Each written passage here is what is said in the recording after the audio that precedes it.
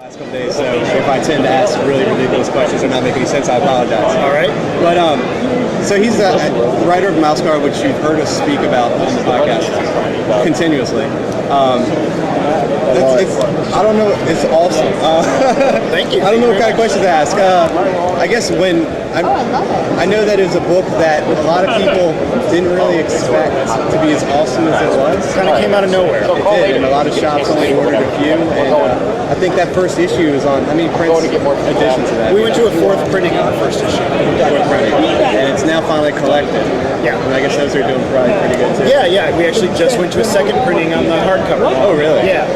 So yeah, it's doing really well. We've got the support of some major bookstores as well as the comic community that's really embraced it.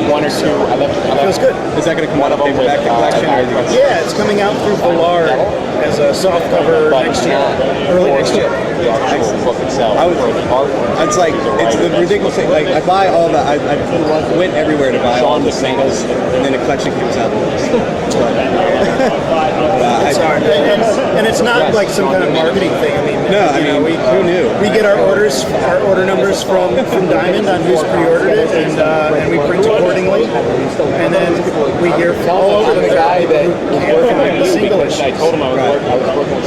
We're trying to accommodate. We're not trying to artificially, inflate the value of the single issues or anything like that. That's awesome. Actually, I pictured you older. How old are you? Oh, I'm 30. Oh, you're awesome. Is that older or younger? I think you look younger than you. I look younger than 30. I'm 30. Chris is 30. Yeah. You look hard. I don't know.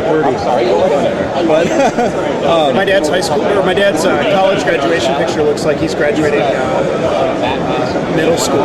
So really? Maybe I inherited some of those genes. So you've been writing Mouse Guard for a while now. You've been working on it for a while. Oh yeah. How long ago was that? In 1996 is when the mice came along. Before that, I wanted to do a medieval animal story. It had like tigers and foxes, bears, and all kinds of crazy stuff. But it was in '96 when it really got honed down to being about the mice. Yeah. After I first read Mouse Guard, I listened to a couple other interviews, podcasts, or whatever they were online with you. So I'm trying to think of it. I know, like, you started out, you just kind of did it yourself. Yeah. Kind of went to cons and stuff, and then somebody offered to pick it up. Yeah, Archaea offered. I showed them the first issue in black and white. They said, "Let's go with this." So, but before that, I was doing it because I knew I needed to do something. You can't just hope and wish forever that you're going to get something. You got to kind of make some of that happen. Right. I was working in an antique store. It was a cool job, but it wasn't what I loved. I knew I needed to be drawing for a living. I knew that when I was working at the antique store, it was fine for them. But if I was looking into the future, what's a 5-year, 10-year plan? Like, I don't know if the antique store is working for me for the 10-year plan. So, as much as it kind of stunk to say goodbye to them, because it's a store filled with really cool old stuff.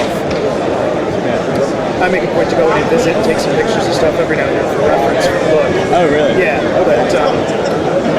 but yeah, it feels a lot better to be drawing and doing that. So you're doing this full time now? Oh yeah. Mouse Guard time? Yep. And is it Mouse Guard pretty much all you're doing, or do you have anything else in the works? I've got a couple smaller projects I'm going to be doing. I'm part of the anthology series Postcards, the second volume. Right, I remember hearing about it. Yep. The first one's out and doing well, and Ballard's said okay to a second one, and Jason Rodriguez, the editor, is a fan of Postcards, and said, "Hey, you want to do one?" I said, "Sure." Is there anywhere around to get that postcard? I've never seen it. I've heard about it multiple times, but I've never seen it. I don't think that Ballard is set up at this show. Yeah. I know that they set up at other shows, though, so I don't know. I don't know where to get it here at this convention, but I think you can pick up the book at major bookstores. Gotcha. And so is the Mouse Guard thing, when you first started it, did you expect it to go on as long, or did you just kind of write that first section of books? Well, I wrote the first issue almost as a standalone. Like, I knew where I would take the plot. Right. But it was because I was self-publishing, and I had no idea if I was going to be eating my printing bill. That there would be no way to get any money back, or that it would make sense to have a second issue come out. So the first issue kind of had to read as a standalone. But then once I got going, these characters have been in my head for, like I said, over 10 years now. So I've got plenty of ideas and backup stories and histories to be able to tap into. So I knew that I had legs for this, that it could go somewhere. Right.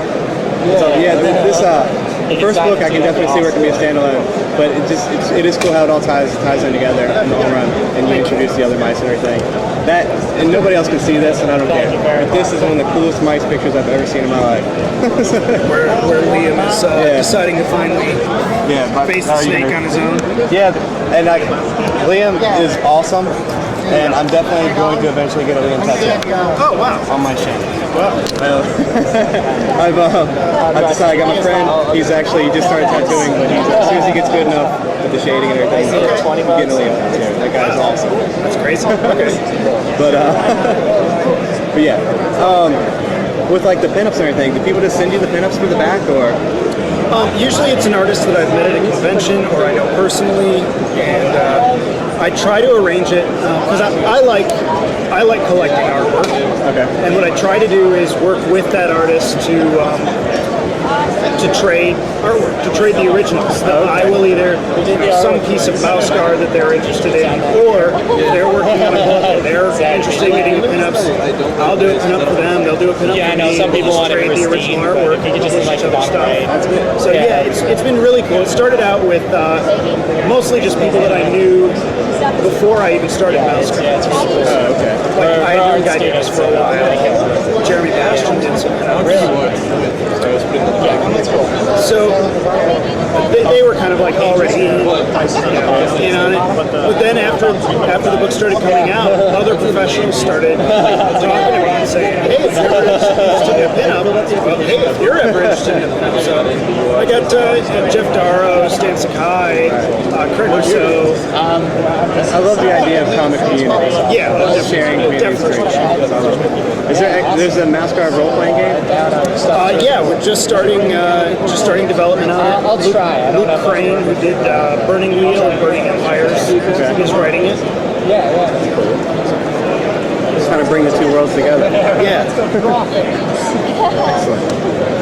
But I don't want to really take up any more time. I mean, you're a busy guy. Well, thank you very much. Hey, thanks a lot, man. Thank you. Thank you.